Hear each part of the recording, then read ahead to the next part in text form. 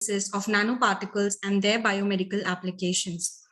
Organized by Department of Biochemistry, Shivaji College, University of Delhi, under the aegis of DBT-sponsored Star College Scheme. I would like to start by wishing you all a very happy Saraswati Puja. May Goddess Saraswati bestow her blessings upon us. For the smooth conduct of session, I would request all the attendees to please mute themselves. Queries from the participants will be taken at the end of the session. You can please drop your questions in the chat box during the session. I request you all to kindly fill the feedback form, the link for which will be shared in the chat box towards the end of the session. It's a great pleasure for me to introduce our eminent speaker for today, Dr. Abhijit Mishra, working as Assistant Professor in Department of Biochemistry, Shivaji College, University of Delhi. He completed his MSc in Biochemistry and PhD in Biological Sciences from Jamia Millia Islamia, New Delhi. During his PhD, he worked on enzyme-mediated biosynthesis of silver, gold, and magnetic nanoparticles and their characterization. He joined as a DSK Kothari postdoc fellow at School of Life Sciences, Jawaharlal Nehru University, New Delhi.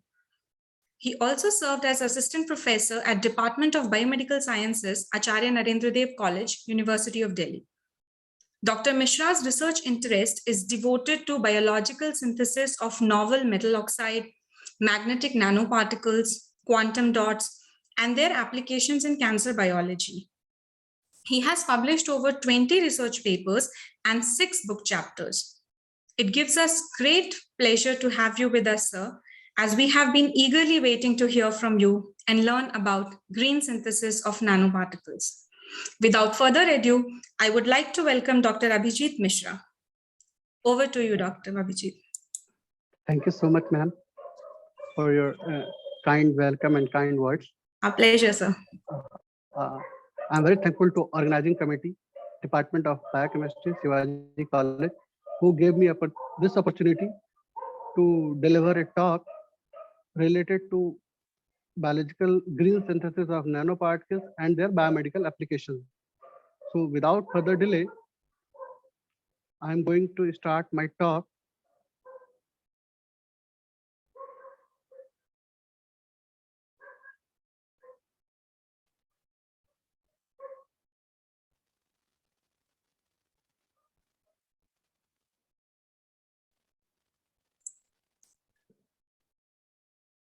Today, my topic entitled Green Fabrication of Nanoparticles and Their Biomedical Applications. In previous lecture, delivered by Dr. Jha beautifully, so I try to give something different which can be useful for participants. So here is the introduction. So nanoparticles are the bridge between the bulk material and atomic and molecular structure. Their size of ranges between 1 to 100 nanometers. Many types of nanoparticles are being used for different applications, including metallic, non-metallic, magnetic, oxides, and quantum dots. Why nano? Why we choose nano? Why we prefer nano? See, nanoparticles or nanomaterials have superior properties than the bulk substances, like mechanical strength, thermal stability, catalytic activity, electrical conductivity, magnetic properties, optical properties, and many more. So this is the slide shows comparison of size between different size of entity from atom to cell. So our model nanoparticle size lies between the size of molecule and size of the protein.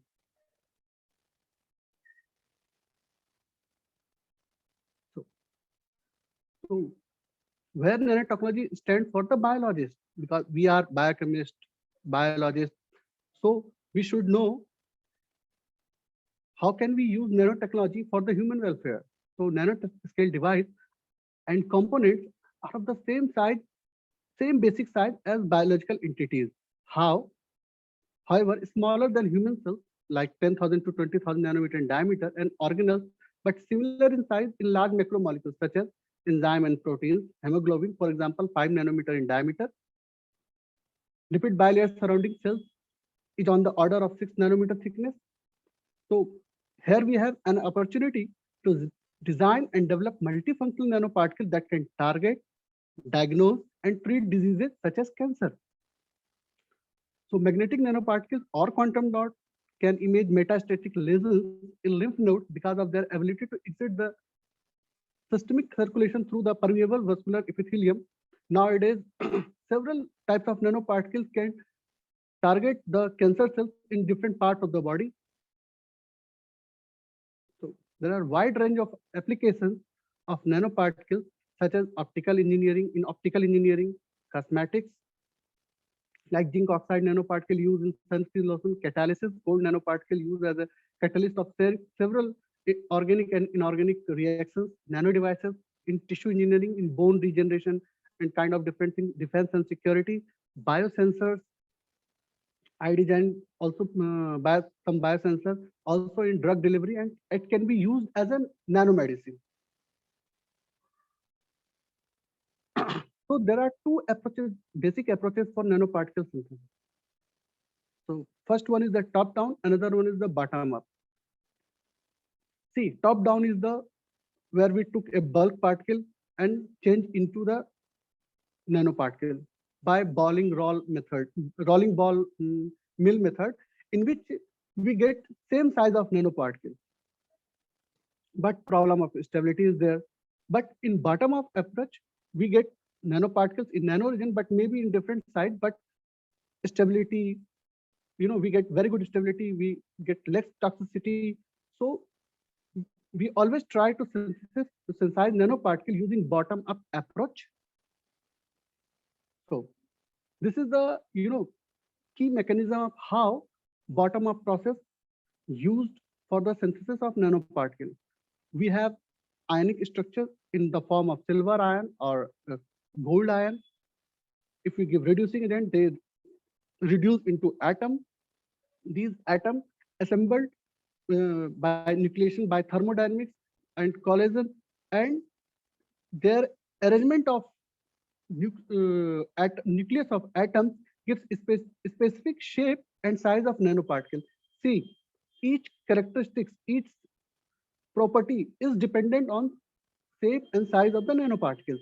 So this is called Ostwald ripening. These all process should be progressed in controlled manner.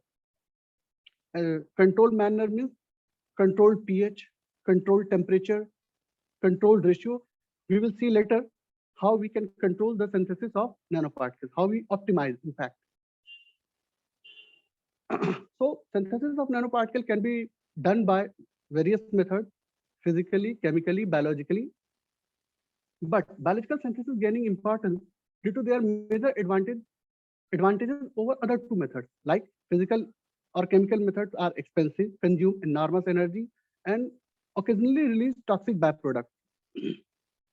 We cannot, so we have to take judicious selection of reducing agent which can produce nanoparticles, which should be cost effective, the most important aspect. Another one, mild reaction condition, no harsh condition required. First, no toxic byproduct. That's why we can use further for human welfare, for biomedical application. So biological synthesis can be achieved by either by using whole plant or plant extract, by microorganism, either intra or extracellular, by biomolecules, including reducing sugars, lipids, DNA, amino acid, or protein or enzyme.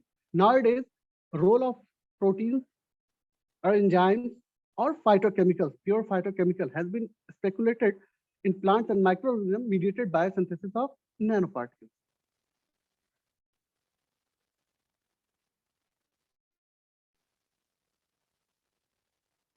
Yeah, sorry. So the total talk is divided into three parts.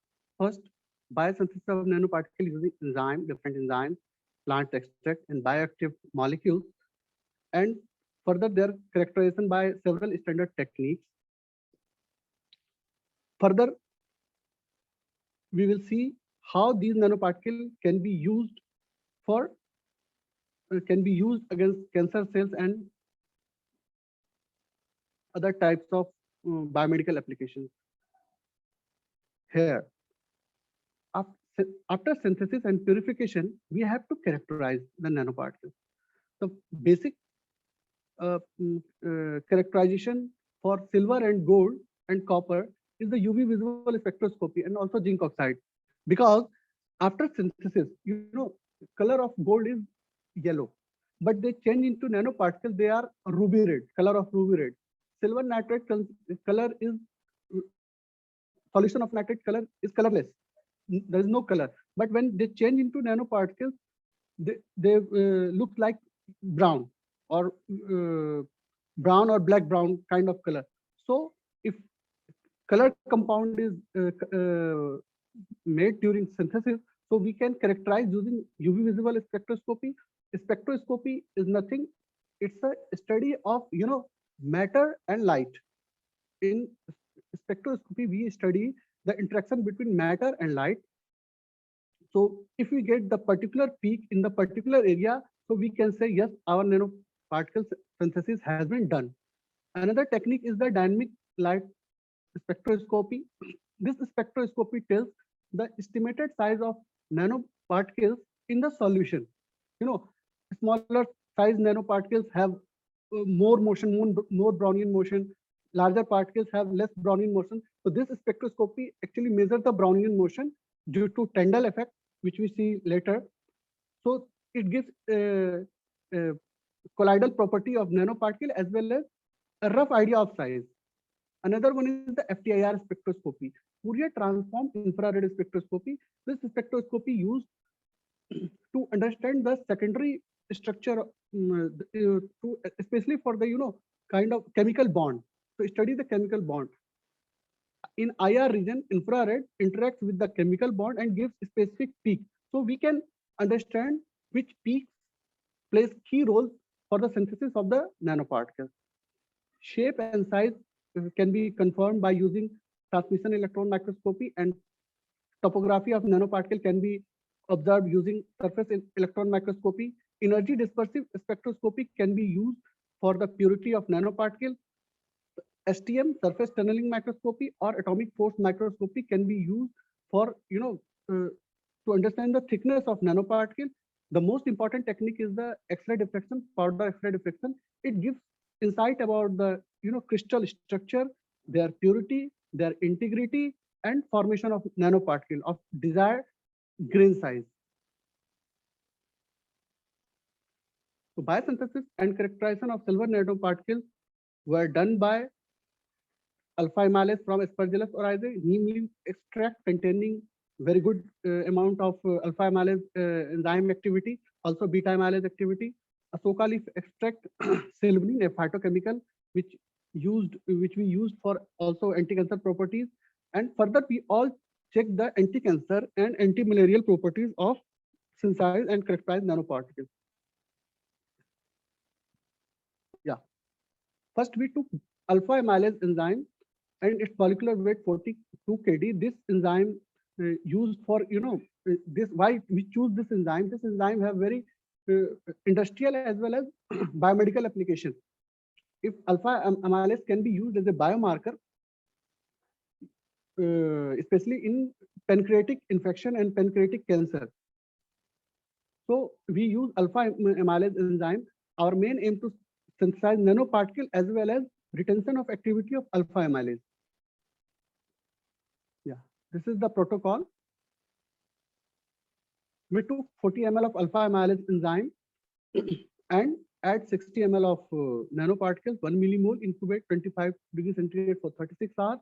Synthesis of nanoparticle was monitored by UV visible spectroscopy, isolation and purification by centrifugation, and structural characterization by DLS, STEM, XRD, and FTIR. See. This graph shows how progression of synthesis of nanoparticle occurs, and after 36 hours, there is no increase in peak intensity. It indicates synthesis has been done. So here we stop the synthesis of nanoparticles. After purification, we have done dynamic light spectroscopy, which gives size of particle ranges from 5 to 50 nanometers. This is the TEM micrograph. We got a spherical, triangular, different shape of size of nanoparticles. Further, we confirm through X-ray diffraction. We got extra peak, which may be due to presence of protein. And these peaks, 111, it indicates different plane of our crystal, and it should be matched with the standard planes, respective planes, which we, cross-check with the these peaks produced by the Joint Committee on Powder Diffraction Standard. If we could not match any peak, that means this nanoparticles not synthesized perfectly. Further, we have done FTIR spectroscopy, which gives amide bond linkage. That means we confirm, yes, the role of synthesis play key role by amide bond, which is present in the protein. Another alpha amylase synthesis use silver nanoparticles synthesized by using neem leaf extract, which contain very high amount of alpha amylase and beta amylase. Here I will talk only about alpha amylase. So we took fresh neem leaf, homogenized in 100 ml buffer, then centrifuge, and we got extract of leaf. Further, these neem leaf extract mixed with the silver nitrate solution, monitored by UV visible spectroscopy, isolated and purified by centrifugation, retention of alpha amylase activity on silver nanoparticles up to 85%, which was very good motivation. Structural characterization by DLS, TEM, XRD, and FTIR. Yeah, see. This is the UV visible spectroscopy, shows the synthesis of nanoparticles recorded as a function of time. When time increases, synthesis increases. The peak of silver nanoparticles ranges between 400 to 450 nanometer. It is due to surface plasmon resonance. What is surface plasmon resonance? Surface plasmon resonance is a property when a particle electron oscillate in the longitudinal manner, and that frequency match with the incident light. So particular color appears. In bottle A, when the reaction start, it's almost colorless. When reaction complete, it becomes yellow brown. In bottle C is the color of neem extract. D is the silver nitrate solution. So after 24 hours, synthesis almost done. Because in 28 hours, the intensity of peak decreases. This indicates the time which we use for the synthesis will be the 24 hours. Silver nanoparticles synthesized by neem leaf extract at different concentration containing different alpha amylase activity. Here we also want to know how much alpha amylase can bind to nanoparticle during synthesis. So we can use further for different applications. So we find 129 neem amylase load would be the better for the synthesis of nanoparticles, have highest binding activity up to after synthesis 85%. So optimization of binding of neem alpha amylase on silver nanoparticles. We also check the thermal stability.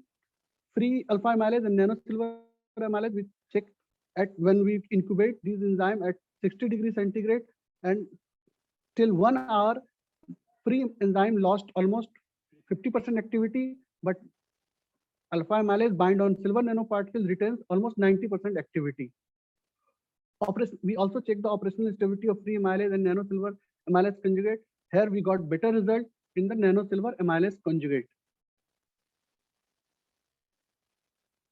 We characterize their size in solution by using dynamic light spectroscopy, which gives around 20 size of nanoparticles around 20 nanometer, which confirm with the help of transmission electron microscope. X-ray diffraction of silver nanoparticles purified in powder form. We got very good result, and the another two peak which may indicate the possibly originating from the proteins. We also done SDS page. We want to check whether these proteins have in original form, what is the size of protein, and these size match with the purified form of alpha amylase, which confirms yes, the role of alpha amylase is the maximum for synthesis as well as encapsulation as well as stability of nanoparticles. After purification, they also got retain their activity.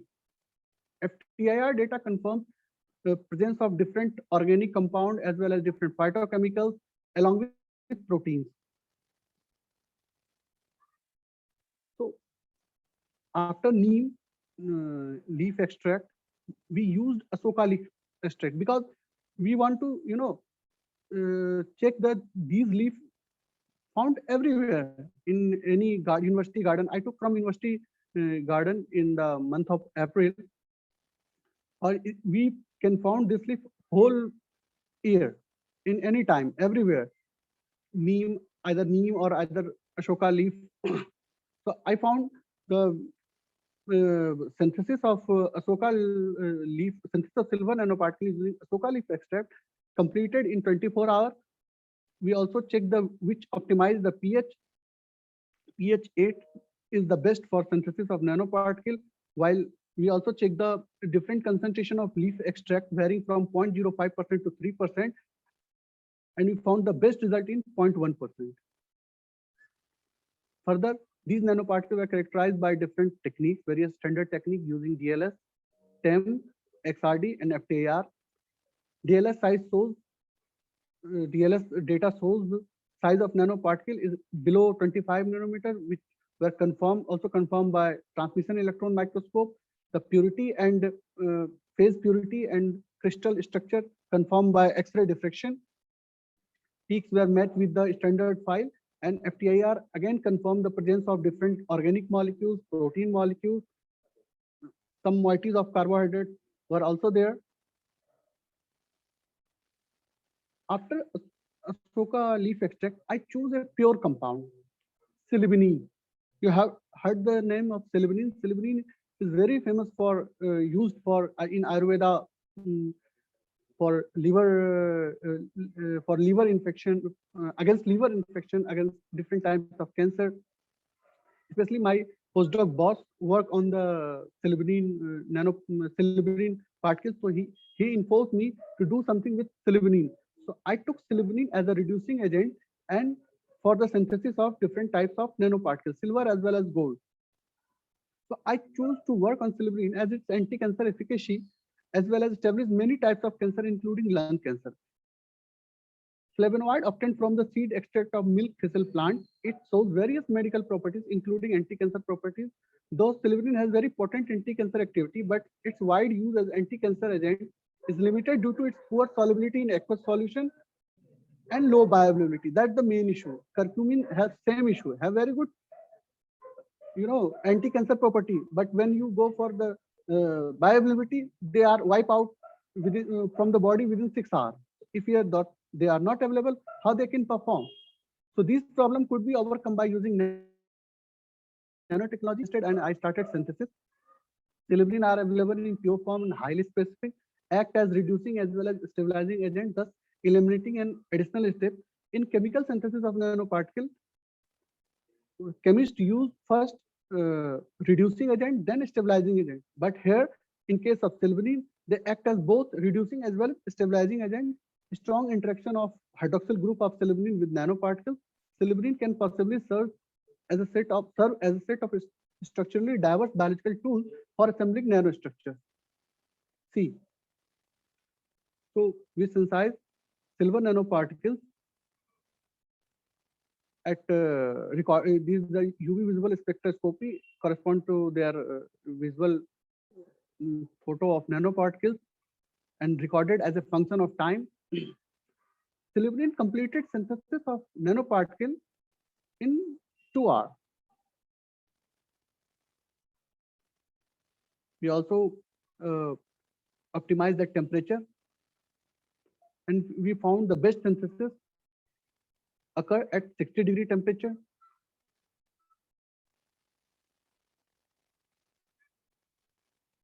We also took different concentration of silverine, and we found 100 micromolar is the 75 micromolar of reductant concentration have maximum intensity. So we use 75 micromolar of silverine for further experiment. We also checked different concentration of silver ion, and we found 1 millimole of silver ion concentration have maximum intensity, that we further use 1 millimole concentration of silver ion for the synthesis of silver nanoparticle using silverine. The TEM micrograph, TEM image of silver nanoparticles synthesized by silverine. The micrograph showing the particle size ranges from 5 to 20 nanometers. This is the same image, same surface electron microscopy used for to understand the topography of the nanoparticle, and it's a very smooth and spherical in nature nanoparticle. We also done energy dispersive spectroscopy, which confirm presence of oxygen, and this carbon shows this is the grid, carbon grid of carbon.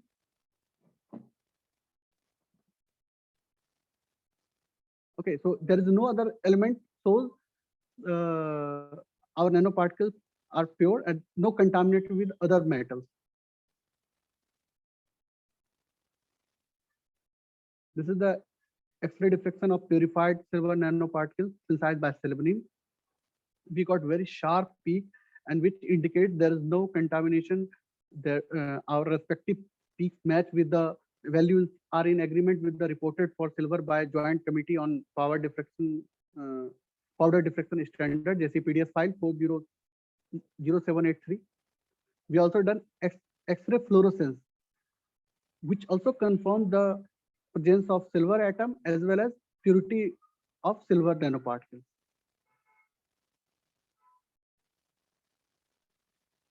Now, after synthesis of silver nanoparticles from enzyme, from plant extract, from phytochemicals, silverine, we checked biomedical application of these synthesized and purified nanoparticles. See, first I check the anti-cancer property of nanoparticles. Why? Cancer is the one of the most leading cause of death worldwide. Among all the cancer, lung cancer is the causing the maximum death across the globe. So most cause cancer worldwide is reported by produced by Globacon. First lung cancer, then liver cancer. Yeah. Presently available treatment option for the cancer are causing lots of side effects to the patient and reducing the quality of life after treatment. See, first there are different types of treatments available: radiotherapy, surgery, immunotherapy, chemotherapy. These therapy depend upon the degree of different stages of cancer recommended by oncologists. The most promising till now is the immunotherapy. Still, these processes are under development. There are several side effects of these treatment, like hair loss, immune suppression, nausea and fatigue, and weight loss. So may develop a need is search for anti-cancer agent with less toxicity and minimum side effects. So we started, why not we check the different types of nanoparticles for the cancer treatment. So we started first in the CIHA cell, and also before checking anti-cancer property on the cell lines, cancer cell line, we also check same with the normal cell line, because we don't want to, toxicity to, because earlier chemotherapy have very good effect on cancer cell, but have effect on also side effect on normal cell. So we want to check our nanoparticle whether have same problem or have some specificity against cancer cells. Here we found very good result. We check anti-cancer property against CIHA cell, cervical cancer cell, and INT407 is the normal cell. As a comparative study, we found very good result of our silver nanoparticle, which are synthesized by alpha amylase and neem extract mediated silver nanoparticles. We, as you can see the, you may see the image of the cells. This is the control cells, and after treatment, the cells of morphology change, and cells are not degraded and the growth of cells completely inhibited. We further we confirm how cells are dead. Cells are becoming dead after the addition of our nanoparticles. We found the process of fragmentation of DNA. It means the cell death due to apoptosis. Nanoparticles, our nanoparticles induce the apoptosis in programmed cell death in the cancer cells. So DNA fragmentation is one of the best technique which confirms, cells undergoes apoptosis.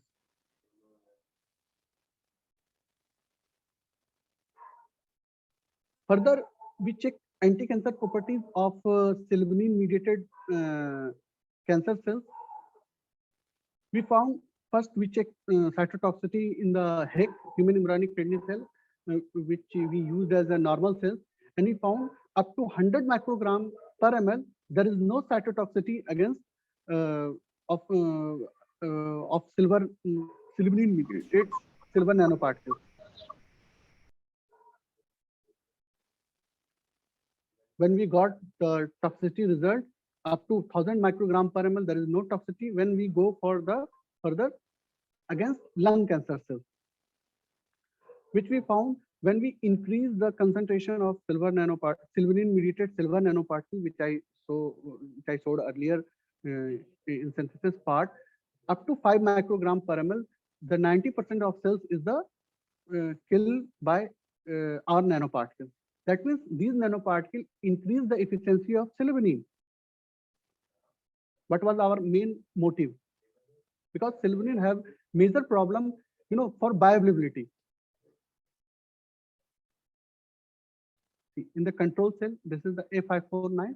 We see after 2.5 microgram per ml and 5 microgram per ml, the cells are completely disintegrated, which indicates the killing of cancer cell when we use different concentration of sylvanin-mediated silver nanoparticles, which contains sylvanin as well as silver nanoparticles, both. Yeah. In order to check where cell growth stops, we have done cell cycle analysis using FACS techniques, fluorescence activated cell sorting, and we found the cell growth arrested at the G1 phase. Cell growth arrested in the G1 phase. Further, we can use different types of protein marker and that understand which CDK protein has been targeted by our nanoparticles.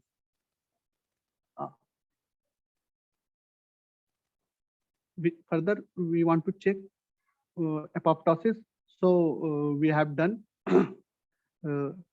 microscopy, and this is the acridine orange staining after treatment of silver nanoparticles, sylvanin-mediated silver nanoparticles. You may see the live cells, early apoptotic cells, late apoptotic cell, and necrotic cells. So, which clearly indicates cells undergo death by apoptotic method, programmed cell death. Further, we check I am not doing this. I have not done this part. This part was anti-malarial properties of silver nanoparticle were done by Dr. Dinkar Sahal group, who want to check our nanoparticles can be anti-malarial or not.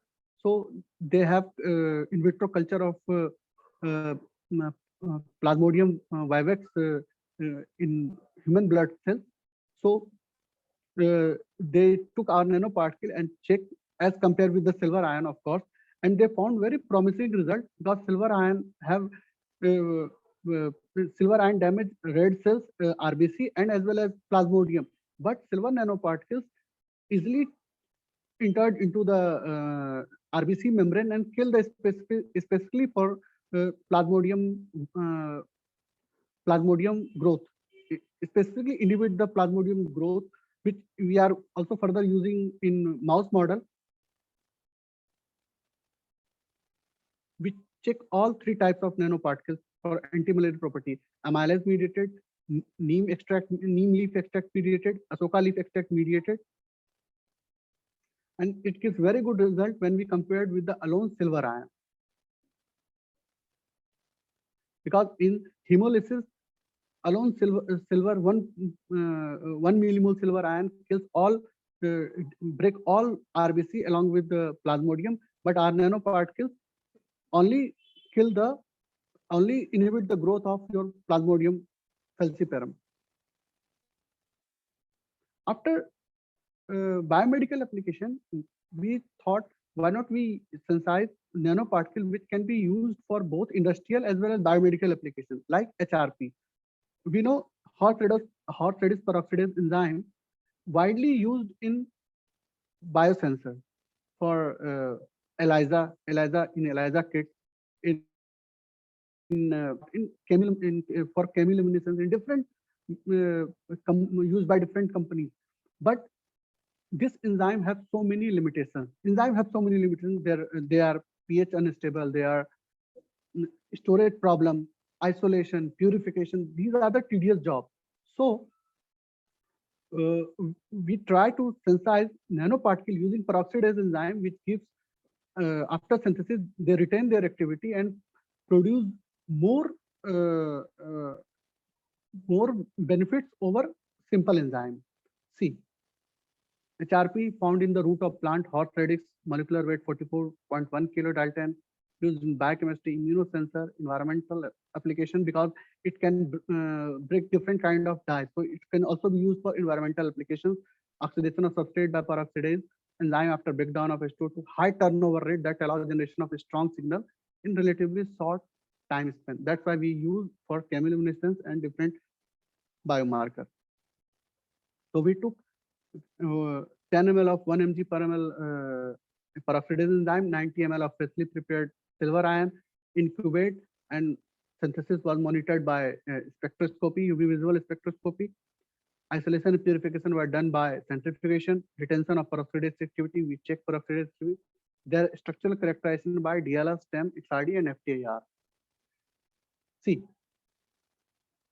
this is the what we got after synthesis of nanoparticle peak, which confirms synthesis of nanoparticle. Dynamic light spectroscopy shows size of nanoparticle below 25 nanometer.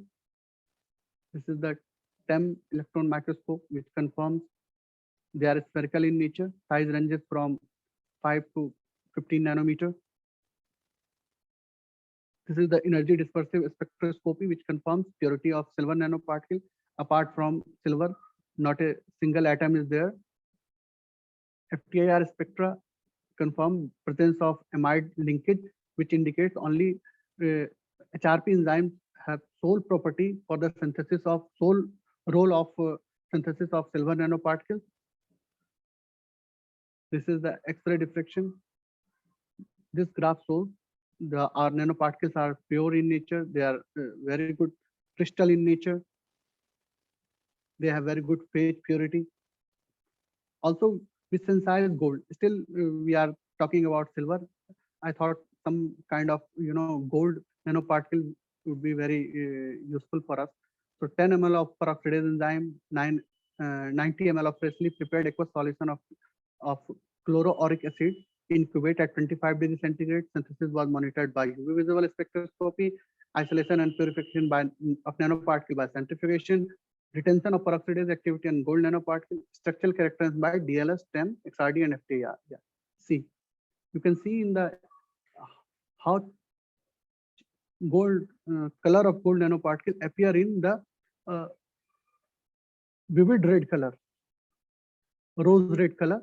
Dynamic light spectroscopy shows the size of nanoparticle, some bigger size more than 50 nanometer, which we confirm by TEM electron microscope. We got 5 to 40 nanometer variation of size of nanoparticles, of gold nanoparticles, which we confirm using energy dispersive spectroscopy, which again confirm presence of uh, AU atom. Copper indicates grid, which were put our nanoparticle for the energy dispersive spectroscopy. Further, we have done X-ray diffraction, which clearly indicates there is no impurity in our nanoparticles. They are very good crystal in nature. FTIR confirmed presence of amide bond and OH bond, which indicates the sole peroxidase enzyme completed the synthesis of nanoparticles. These are the some. Okay.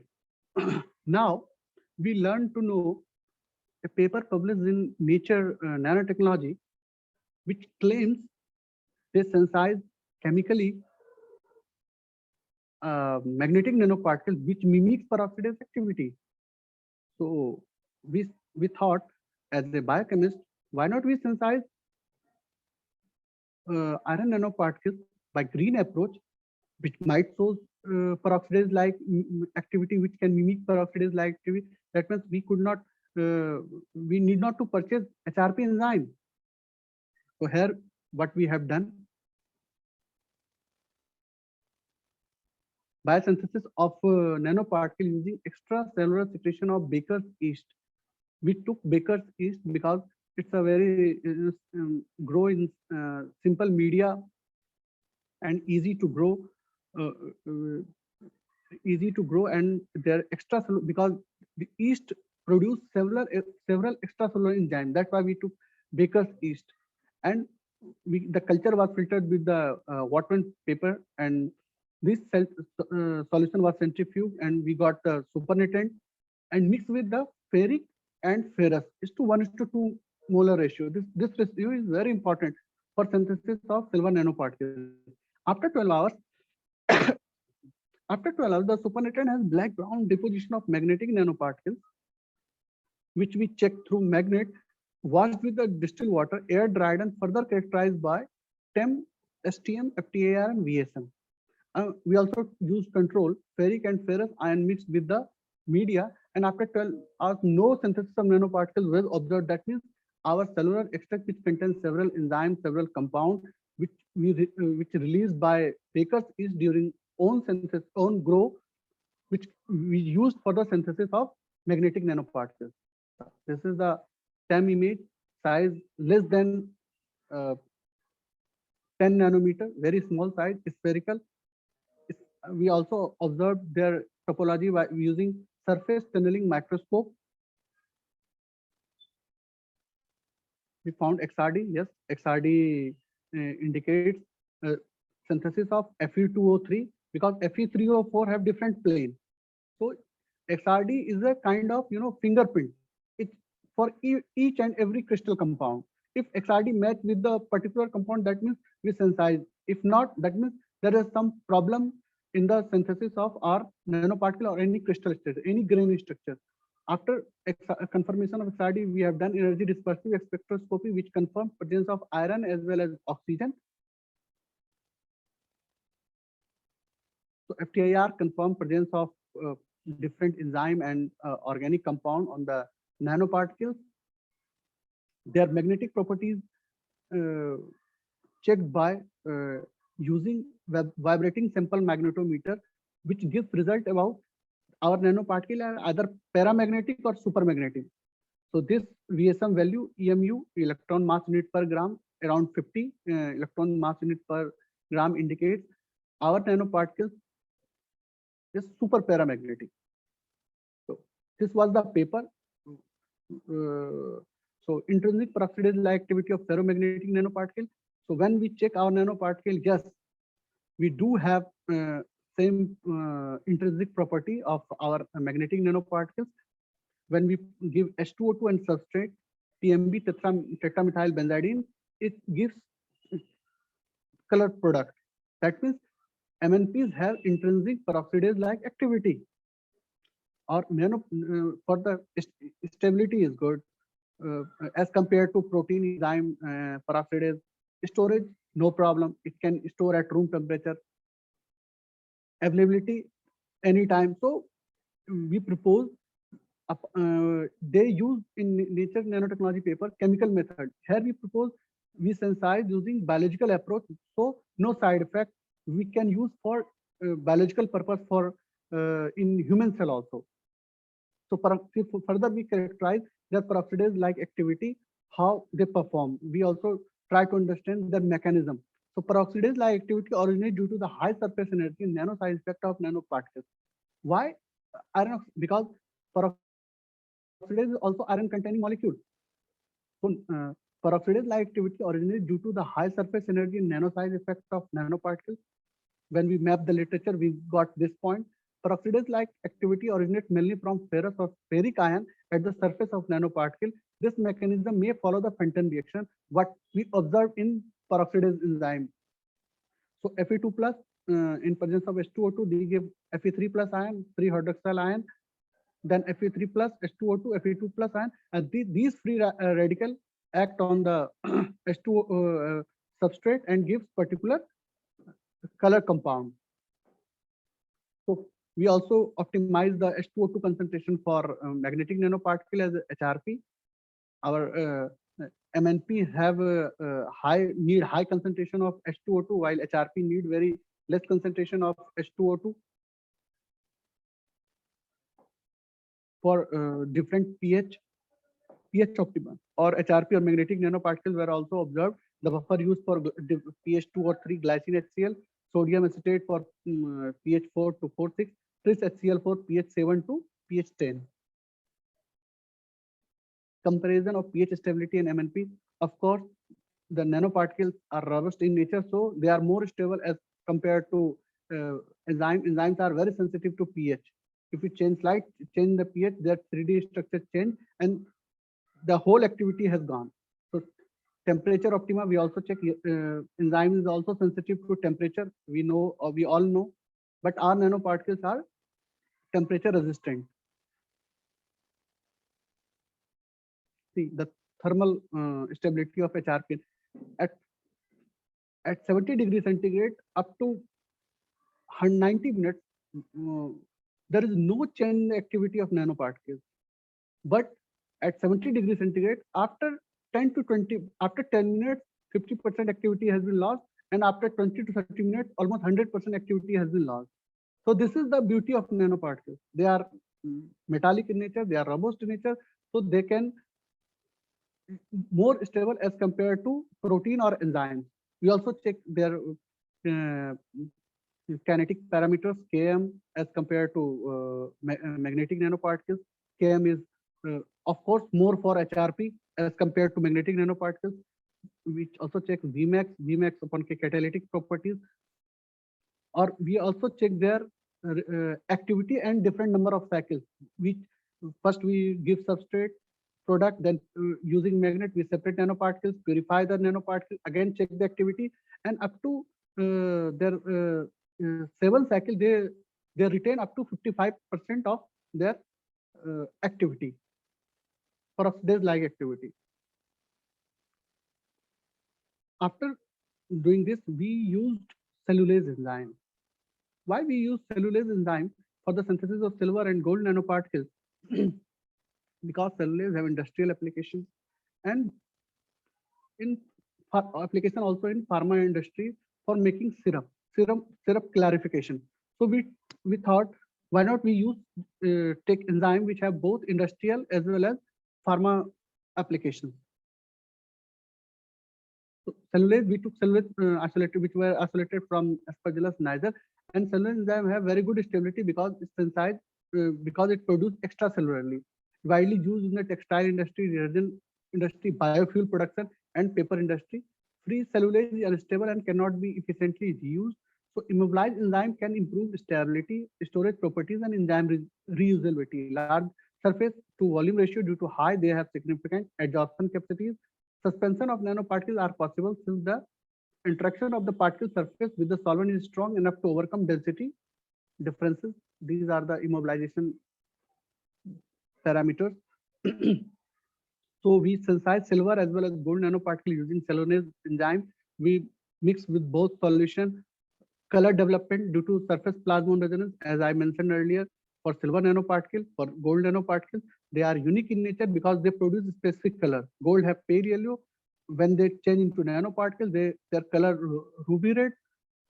In silver nitrate, they are colorless. When they become nanoparticle, they are yellow brown color. They have yellow brown color. So their synthesis can be monitored by UV visible spectroscopy, isolation and purification nanoparticle by centrifugation. So we could not find any activity on cellulase after synthesis. Like in alpha amylase, in peroxidase, we got the activity, but in cellulase, we could not find the activity. We will see why we could not get the activity. Immobilization of further, we immobilized the native cellulase enzyme on nanoparticles, and we got very good activity of cellulase. Structural characterization by DLS, STEM, XRD, CD, and FTR. We also have done in the case CD, circular diachromosome, to check their alpha helix and beta sheet. Cellulase enzyme, this is the schematic presentation. After synthesis, inactive cellulase, again add cellulase, we found active cellulase. So this is the synthesis of nanoparticle. Up to synthesis was a bit slow as compared to other previously mentioned. Synthesis completed in 12 hours. The size of nanoparticle estimated using DLS is less than 50 nanometer, which were confirmed by transmission electron microscope. Again, we have done energy dispersive spectroscopy, which confirms purity of silver nanoparticle. FTIR spectra confirms presence of cellulase enzyme, presence of amide bond, OH bond. This is the X-ray diffraction, which indicates nanoparticles are crystalline in nature, and their values are in agreement with reported for silver by JCPDS file. We also done the synthesis of gold nanoparticle. UV spectra confirm, yes, we got the nanoparticle. After purification, we have done dynamic light spectroscopy. Size of nanoparticle is below 25 nanometer, which confirmed by transmission electroscope. Size is in controlled manner, and okay. After synthesis of nanoparticle, we again immobilize cellulase and go for the TEM. We got layering of cellulase, which we confirmed by TEM. Yes, it also confirmed the layering of cellulase enzyme on nanoparticles. Energy dispersive spectroscopy confirms presence of gold nanoparticles, purity of gold nanoparticles. FTIR spectra again confirm binding, presence of amide linkage, presence of OH group and other groups. Okay, this is the X-ray diffraction. X-ray diffraction confirms the crystallinity as well as phase purity of gold nanoparticles. We also check thermal stability of free cellulase and immobilized cellulase. We found immobilized cellulase has more thermal stability as compared to free cellulase. When we incubate at 60 degrees centigrade for 1 hour, the immobilized cellulase retain activity up to 90%, but free cellulase lost their activity within 20 minutes. 50% activity lost in the 20 minutes. The beauty of nanoparticle, we can reuse this immobilized particle. After centrifugation, we can wash, we can reuse, and up to 4 cycles, our nano particles which contain cellulose immobilized, we got 81% residual activity.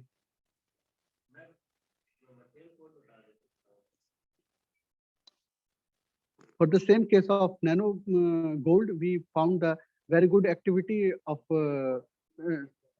cellulase enzyme. Thermal stability of free cellulase and nano gold cellulase conjugate free enzymes lost their activity within 20 to 30 minutes, but for immobilized, we got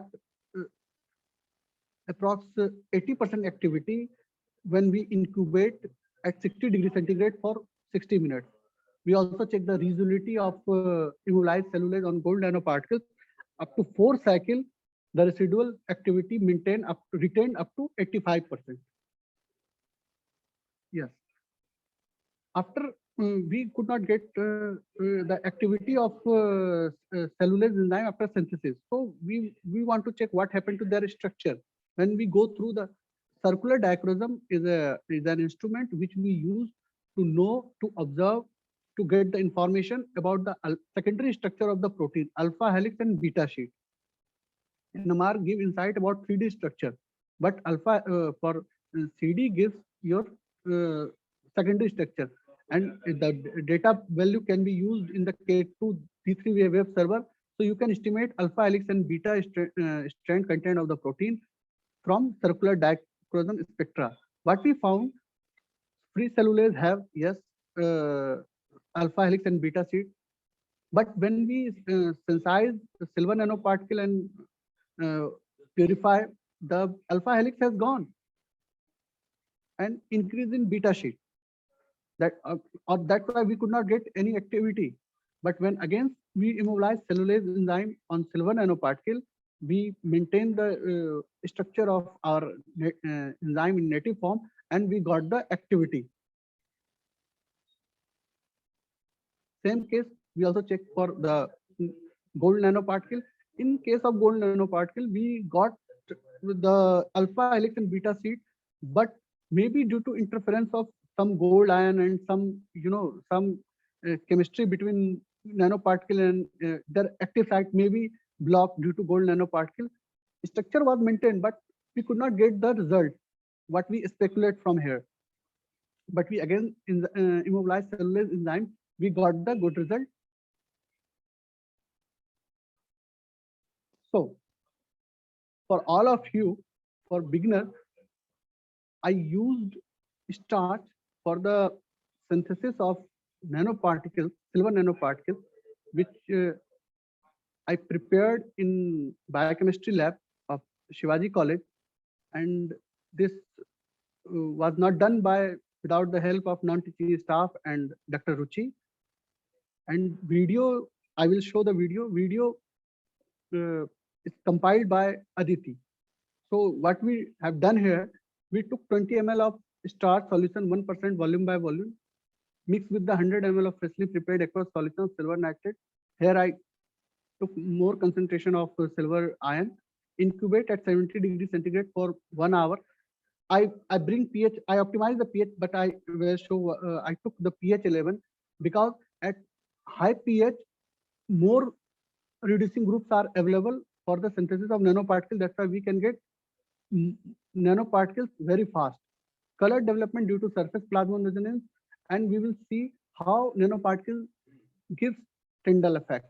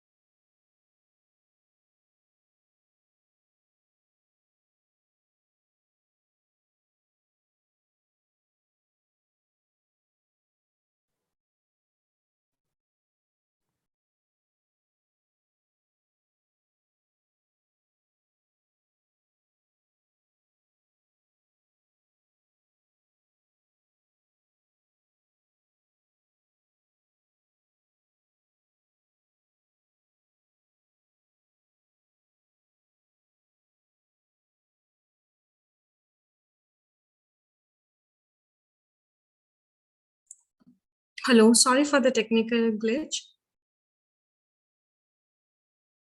I can try sharing the video again.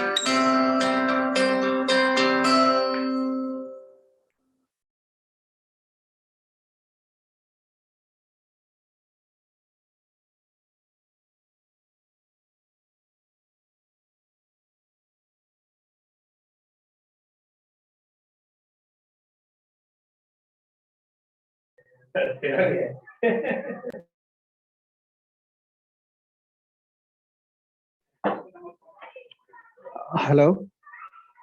Now my screen is visible.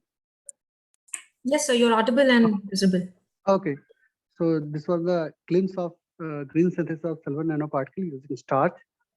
So I would like to acknowledge my PhD supervisor, Professor Mariam Sardar, who taught me to how biochemist can be a nanotechnologist. I'm very thankful to her. My postdoc supervisor, Professor Anna P. Singh, who taught me how nanoparticle can be used against different types of cancer cells. I would like to acknowledge faculty members of Department of Biochemistry, Shivaji College, who gave me the opportunity in this hands-on workshop. I'm also thankful to non-teaching staff and volunteers of Department of Biochemistry, Shivaji College. This whole work has been carried out funded by ICMR and UGC. Thank you so much. I will be highly, thankful to all of you, and I'm ready for questions.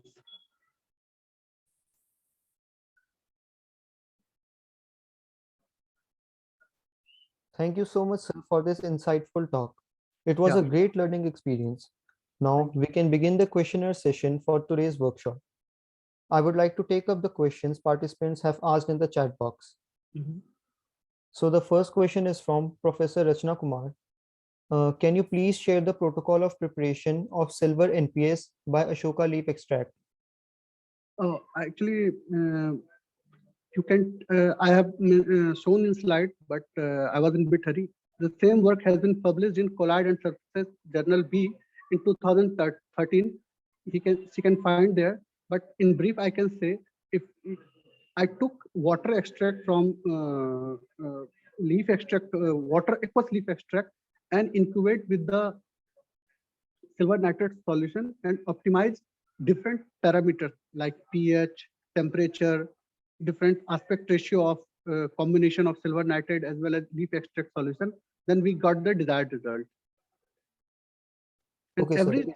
every experiment was monitored by UV visible spectroscopy. Okay, sir. They have asked another question. Are all the characterization instruments used available in the college itself? Not I have to go to JNU and IIT for the, we have to get permission from the dean if they permitted. Now in our university we have, that time we don't have, so you have to take time slot and they will permit you either on payment basis or maybe free. It depends upon, have you have any MOU, then they will give permission, or on payment basis you can do in AIMS, in JNU, no problem. Okay, sir. Next, Pranjali has asked, is cancer 100% curable using nanoparticles? Not yet. We are in the midway. But detection of cancer, yes, we got very good quantum dots, nano clusters. We can detect cancer cells in minute presence. We can detect, but still it's not curable. Okay. Next question is asked by Ghazal. Why did we use amylase enzyme and not any other? I mentioned earlier, she might join late.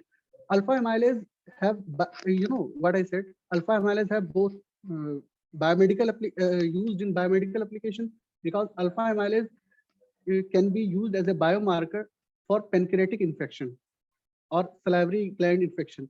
So we want to check whether alpha amylase have very, two reasons. First one is the scientific reason, another one the structural reason. Alpha amylase have so much free SH group, so they can reduce easily silver ion. So there are two main reasons. First, they have so many cysteine amino acids have sulfidal group, so they can reduce silver ion very readily, very easily. Second, they have biomedical application. They can be used as a biomarker. Okay, sir. Now Tapasya Khanna has asked, you suggested that the top-down method of nanoparticle biosynthesis leads to the formation of unstable nanoparticles. Could you please elaborate more on this? Yeah, why not? See, for top down, we took first larger particle, then crushed into smaller particles using ball mill, rolling ball mill technique. Using enormous energy, they crushed into, in fine particles. But due to they change into nanoparticle, when they become nano, they are more, they have more surface energy. They are more reactive. They are more, have tendency to aggregate. So if we could not add any stabilizer, they become aggregate, and again they become larger particle. In nature, everyone want to stable.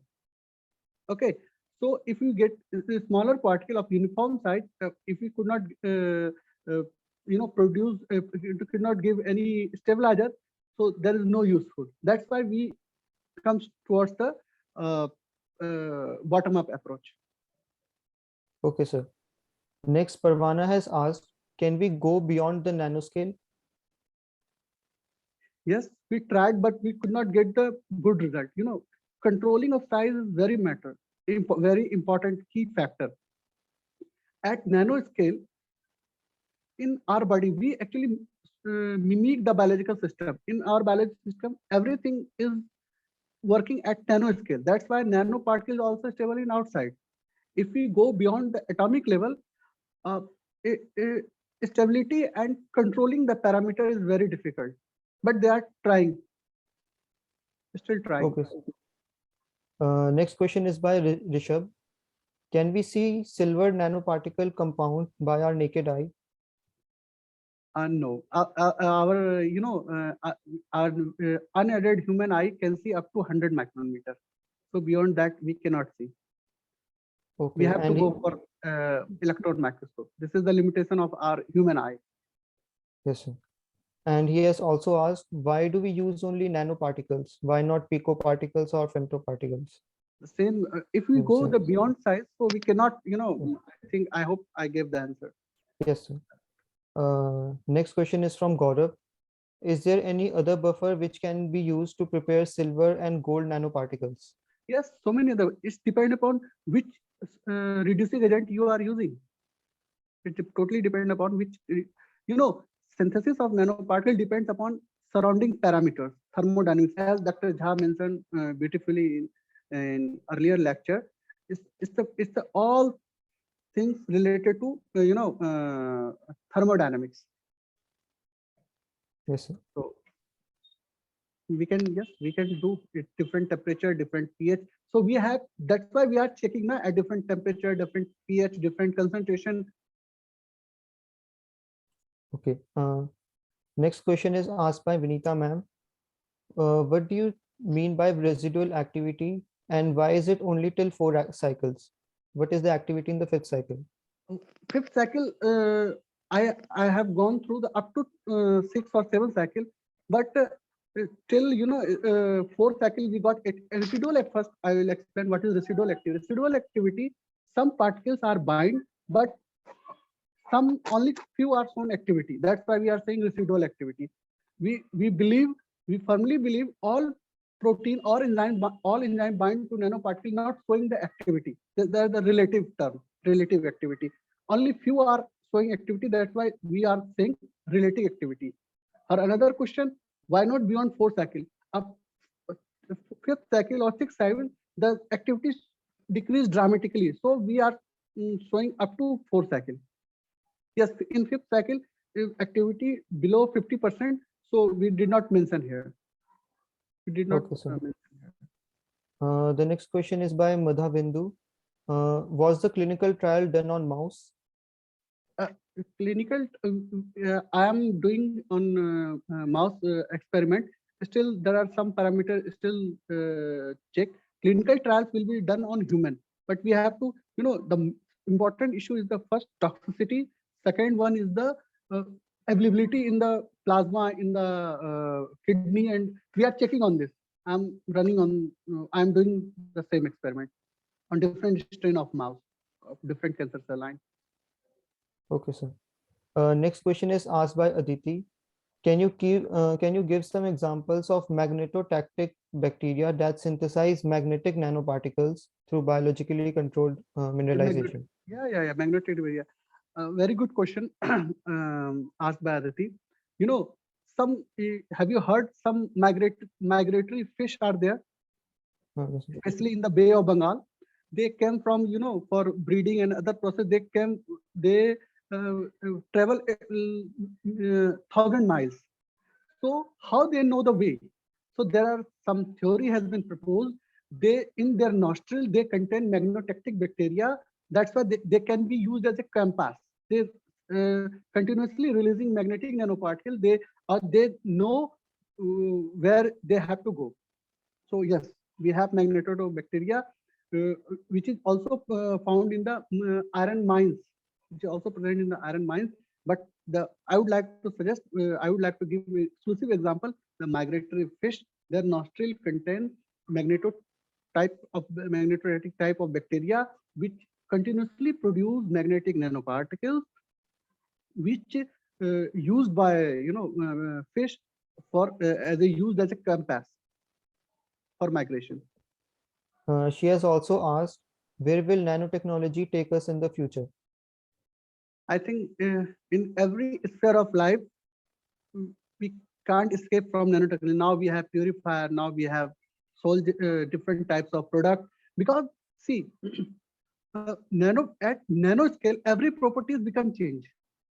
So uh, as a for engineer, for doctors, for scientists, everybody want to see in their domain what nanoparticle can be fit, where can be fit.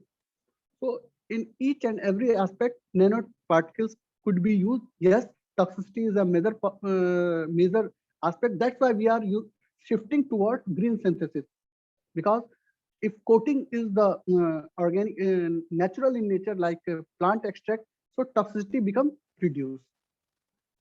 Toxicity Okay, can sir. be reduced after application. Sanjana has asked the next question. How is nanotechnology used in the development of biosensors? I developed biosensors like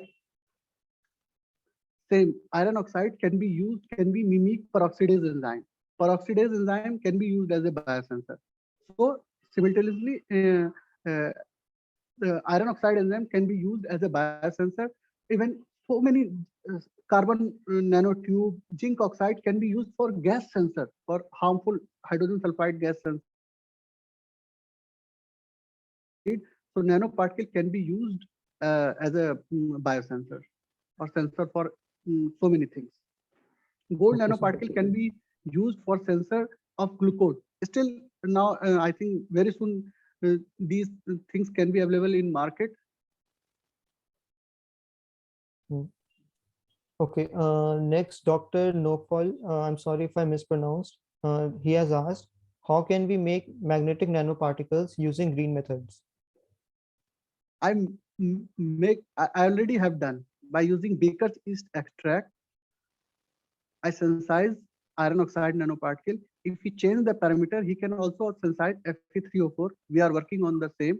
He can use plant extract. He can use different types of other biomolecules. We have to check. We have to check before synthesis. We have to read so many literatures. Why we use this? Why not we use this?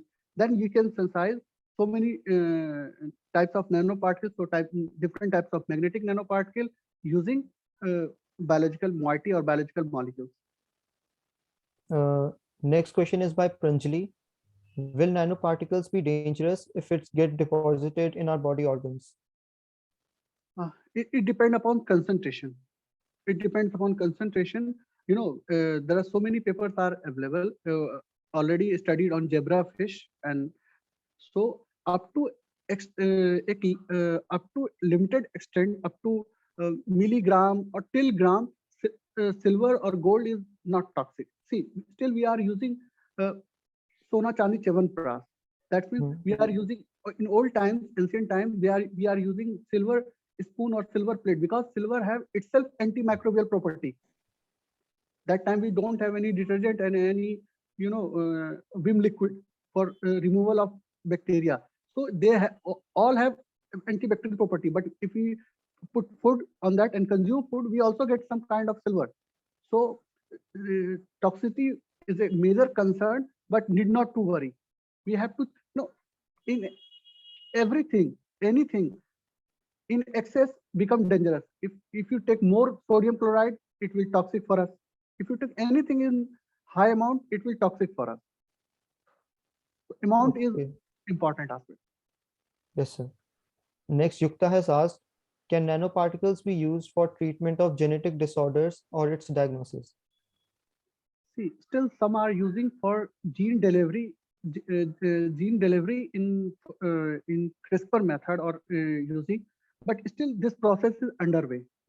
We didn't get any, perfect result, but these things are under process.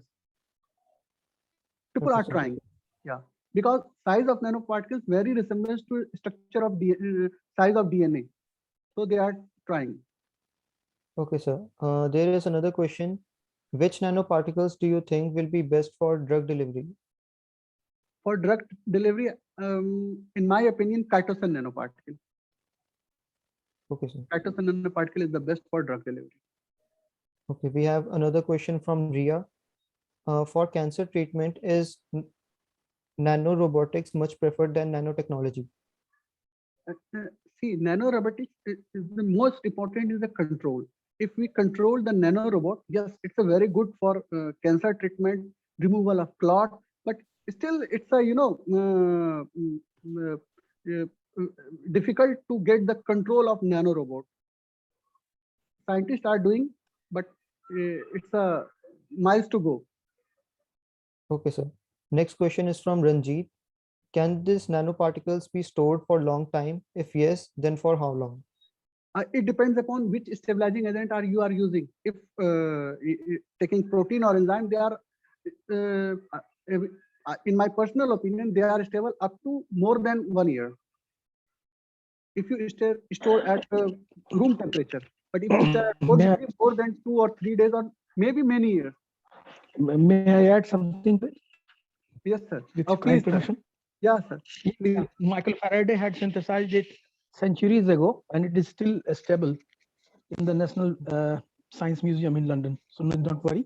I mean, they are eternal. Once nano colloidal gold, colloidal silver, it is still there. So need not worry about that. And you can understand the level of limitation Michael Faraday might have faced. Yeah. Mm. Thank you. Very stable. Metals are very stable.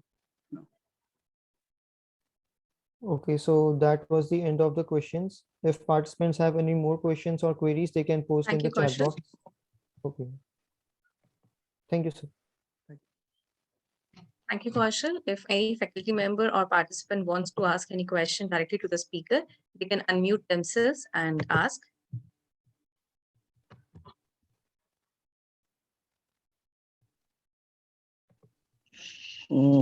May I? Am I audible? Am I permitted to? Yes, sir. Yes, sir. Thank you. I must congratulate you, Abhijit, Thank you, sir. Thank for you, this sir. brilliant work Thank and presentation. Nice presentation. You know, things are getting brighter for green nanotechnology, as I told you, I discussed yesterday, and BioNano has, I mean, unlimited horizon, and you have proved it, and we have taken a few steps in that direction. Future is very, very bright. And one question which was popped towards you, I would like to answer, that is, can femto or, I mean, beyond that, I mean, beyond nano, pico and all that, this is all surface property. And the surface property, once maintained, the material is functional. If the surface property is lost, the material property is lost. The best example of that is homeopathy. Okay. One more thing, which I forgot in my talk yesterday was, and you have discussed it very nicely, that bionanotechnological procedures are nothing but the brilliant coherence of Rasa Shastra of Ayurveda.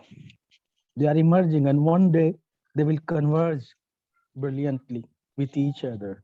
Thank you very much, Vijit, again, and the committee which is running the show. It's really very, very hard work we have all put into, and entire faculty member and the staff. Thank you very much. Thank you, sir. Thank you. Carry on. Thank you, sir, for your kind and encouraging words and for joining us today as well. Before Thank we move forward, I request everyone to please switch on their camera for a virtual group photo. Sir, please switch on.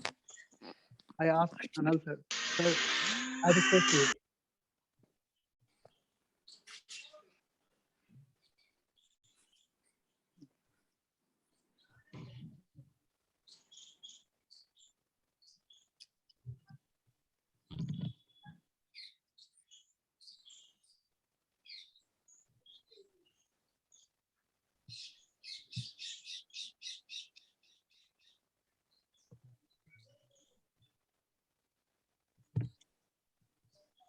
Thank you.